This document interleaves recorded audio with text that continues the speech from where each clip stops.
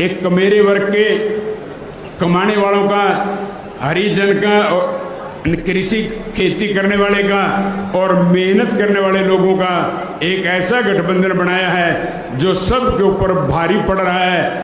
1 अगस्त 2024 को माननीय supreme court का दिया गया निर्णय, जिसमें कोर्ट ने SC व ST के आरक्षण में, मैं इधर SC ST क्यों बोल रही हूँ, शेड्यूल कास्ट और शेड्यूल ट्राइब्स, क्योंकि संविधान में जो दलित वर्ग के लोग हैं, तो संविधान में दलितों के लिए तो हरिजन लफ्ज का इस्तेमाल नहीं किया गया है, बल्कि अनुसूचित जाति व जनजाति लफ्ज का इस्तेमाल किया गया। मैं चाहूंगी इन लोगों के जो पूर्व स्टेट अध्यक्ष हैं, तो मेरे ख्याल वो भारतीय संविधान को जरूर स्टडी करें, पढ़ें और ये देखें कि अनुसूचित दलितों के लिए क्या लफ्ज इस्तेमाल किया गया है। तो मुझे क्या लगता है, ये बाबा साहब के बारे में इनको जानकारी है, लेकिन ये भी जानकारी लेनी चाहिए कि SC ST के लिए क्या लफ्ज इस्तेमाल किया गया है। क्योंकि मुझे याद है सन 1977 में जब मैं वकालत की पढ़ाई कर रही थी, LLB फर्स्ट ईयर की स्टूडेंट थी, दिल्ली यूनिवर्सिटी से पढ़ रही थी। 1977 में जनता पार्टी की सरकार बनी और इन्होंने वोट क्या कह के लिया था कि हम स्वर्गीय श्री बाबू जगजीवन राम जी को देश का प्रधानमंत्री बनाएंगे, जिसको कांग्रेस ने नहीं बनाया। कांग्रेस ने भी नहीं बनाया जिनको, और जनता पार्टी ने भी नहीं बनाया 77 में।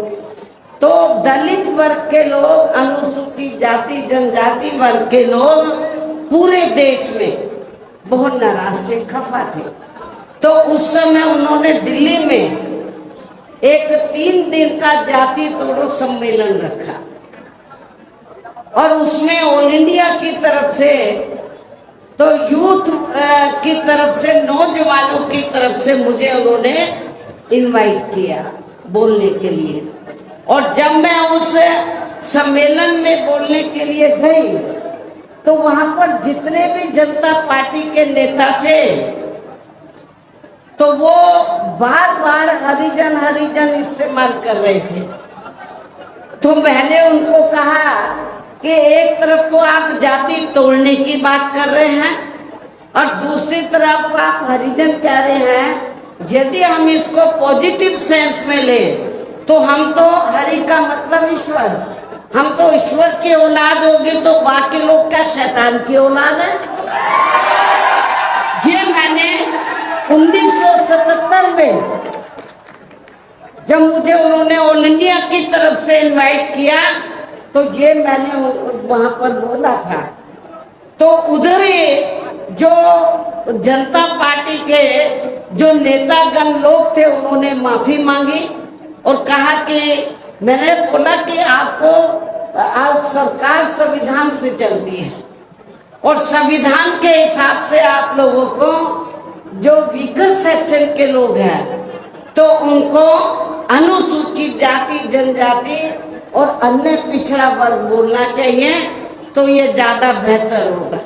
उनको रियलाइज करना पड़ा और ये कहना पड़ा कि बहन जी जो बोल रही है वो सही बोल रही है। तो मैं आपको ये बताना चाह रही थी, माननीय सुप्रीम कोर्ट ने भी 1 अगस्त 2024 को, इसी वर्ष, माननीय सुप्रीम कोर्ट का दिया गया निर्णय रिजर्वेशन को लेकर, जिसमें माननीय सुप्रीम कोर्ट ने, तो उन्होंने हरिजन नहीं बोला, ये जजमेंट आप उठा के देख लो।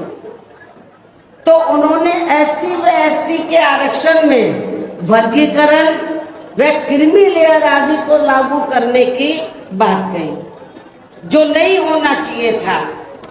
SC ST को जो रिजर्वेशन मिला है, परम पूज्य बाबा साहब डॉक्टर अंबेडकर के अथक प्रयासों से उस रिजर्वेशन में अभी तक उसमें कोई अलग से रिजर्वेशन नहीं था जो बाबा साहब ने व्यवस्था की थी।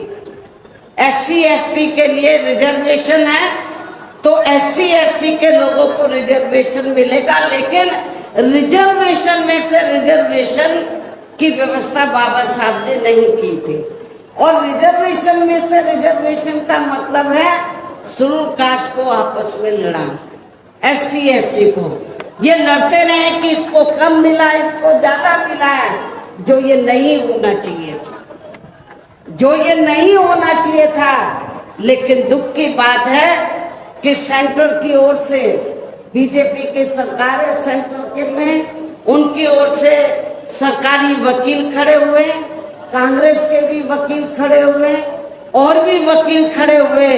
उन्होंने माननीय सुप्रीम कोर्ट की हाँ में हाँ मिलाई, तो जिसकी वजह से तो जो देश में SC ST वर्ग के लोग हैं तो उनको आरक्षण में उनके आरक्षण में वर्गीकरण व क्रीमी लेयर आदि को लागू करने की बात उन्होंने कही, जो ठीक नहीं था। इस निर्णय से हमारी पार्टी बिल्कुल भी सहमत नहीं है। और यदि इन वर्गों के आरक्षण के मामले में केंद्र की वर्तमान भाजपा सरकार, जो बीजेपी भी कहती है कि हम आरक्षण के पक्षधर हैं, तो यदि इन वर्गों के आरक्षण के मामले में केंद्र की वर्तमान भाजपा सरकार की भी नीति व नियत साफ होती, तो फिर ये सरकार माननीय सुप्रीम कोर्ट के आरक्षण को लेकर आए इस निर्णय को बिना कोई देरी किए हुए उसे निष्प्रभावी बनाने व पूर्व की स्थिति में लाने के लिए संसद का विशेष सत्र बुलाकर फिर संवैधानिक संशोधन विधेयक जरूर लाती और उसे विपक्ष को साथ में लेकर पास भी जरूर कराती। और इतना ही नहीं बल्कि इसके लिए कांग्रेस व इनके इंडिया गठबंधन ने अभी तक भी केंद्र सरकार पर कोई दबाव नहीं बनाया।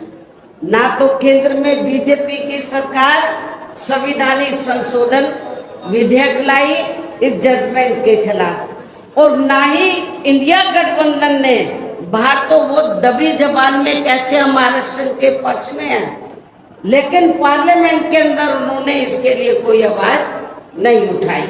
और ऐसा करना तो बहुत दूर की बात रही, बल्कि इन्होंने माननीय सुप्रीम कोर्ट के इस निर्णय पर, इस आए निर्णय पर अभी तक कुछ भी खुलकर नहीं बोला है। और इस मामले में केंद्र की भाजपा सरकार व अधिकांश सभी विरोधी पार्टियां अभी तक भी चुप्पी साधे हुए हैं।